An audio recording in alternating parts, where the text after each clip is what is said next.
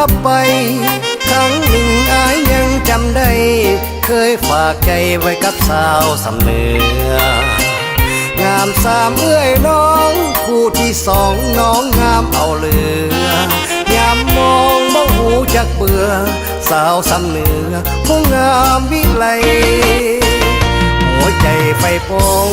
สามเอ่ยน้องงามเลือแสนหัวใจอายยังฟังแน่นเข็ดแขวงสำเนือเมื่อหอดสำไตน้องซื้อจำปามาลาที่งามจับใจงามเหมือนกันทั้งน้อยและใหญ่อายตัดสินใจหักผู้ที่สองโอ้เมืองสำเนือบ่ได้เมื่อหลายปีพ้นผ่านคิดฮอดยามดอกไม้จันทร์ในเทศกาลมีงานสลองสัมพันธ์เคยมีอายนี้เที่ยวงานกับน้องสายน้ำสันที่เคยลอยล่องน้องเลืองแล้วบ่แอวมาถ้าเป็นดังฝันมีวันหวนมาเถิดครั้งหนึ่งอายเกือบเป็นเคยจนหลงเอ่ยกับเมน้องนางเมื่อข่าวก่อนกี้บ่คิดจะหนีไปไกลห่างย้อนว่าความฮักอับปังฮับสามน้องนางจะเลือกใครดี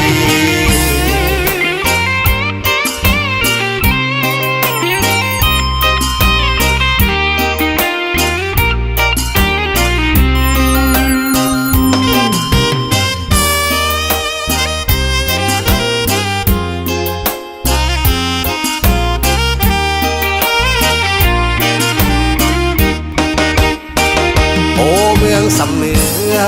บ่ได้เมื่อหลายปีพ้นผ่าน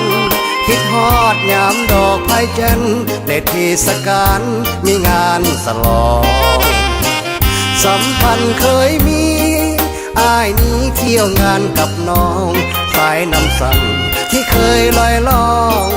น้องเลืองแล้วบ่แอวมาถ้าเป็นดังฝันมีวันหวนมาเถิดครั้งหนึ่งอายเกือบเป็นเคยจนหลงเอ่ยกับเมน้องนางเมื่อข่าวก่อนกี้บ่คิดจะหนีไปไกลห่างย้อนว่าความฮักอับปังฮับสามน้องนางจะเลือก